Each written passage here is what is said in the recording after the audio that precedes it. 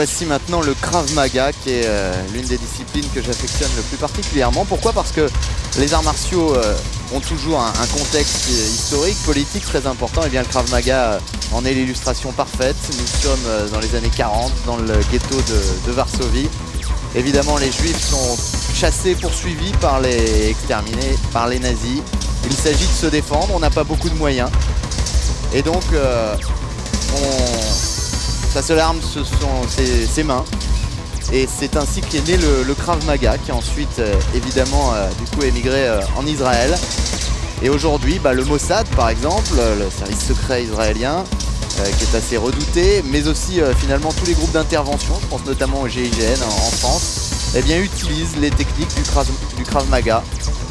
Oui, car ils sont très bien étudiés. C'est un close combat. Donc, qu'est-ce que c'est le principe du close combat? C'est offrir à des unités d'élite les moyens de leur action.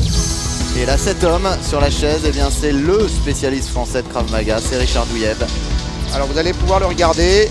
Richard Douieb, c'est à la fois une grande stabilité, une posture très forte, et puis la vivacité des gestes. Toujours des gestes très simples. On est dans l'esprit de l'efficacité, une forme de simplicité qui n'est pas frustre, mais qui cherche la ligne droite. On va vite à l'essentiel. Ce n'est pas un art martial au sens de l'ambition spirituelle. C'est un moyen de défense. C'est un moyen de survivre à la base. Ami Lichtenfeld, donc le créateur israélien de cet art. Et Richard Douieb, effectivement, qui a appris en Israël et qui est installé en France depuis plusieurs années, qui a développé cet art avec beaucoup d'efficacité. Il a beaucoup séduit. Défense contre arme. Alors c'est surprenant à regarder, défense contre arme. Évidemment, dans une logique de cours de self-défense pure, c'est quelque chose qu'il ne faut pas chercher vraiment à faire. Ce sont des armes trop dangereuses. Mais évidemment, dans une pratique pour des services d'élite comme le GIGN, avec lequel par exemple Richard Douieb travaille, ce sont des gestes nécessaires que Richard Douieb maîtrise.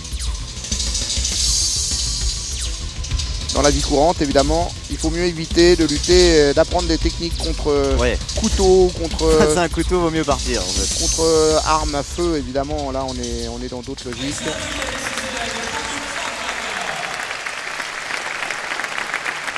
Mais Richard Douieb enseigne évidemment à tout le monde, car on peut pratiquer ces techniques dans une perspective ludique, dans une perspective de découverte de soi-même, il n'y a aucune raison. Dans un but pédagogique. Ça permet à ces dames de se défendre également. Voilà, sur des gestes assez simples. Technique de couteau. On me vole mon sac. Coup de poing, coup de pied. Il aurait pas dû. Regardez le geste, très rapide. Sortir de l'axe. Contrôler.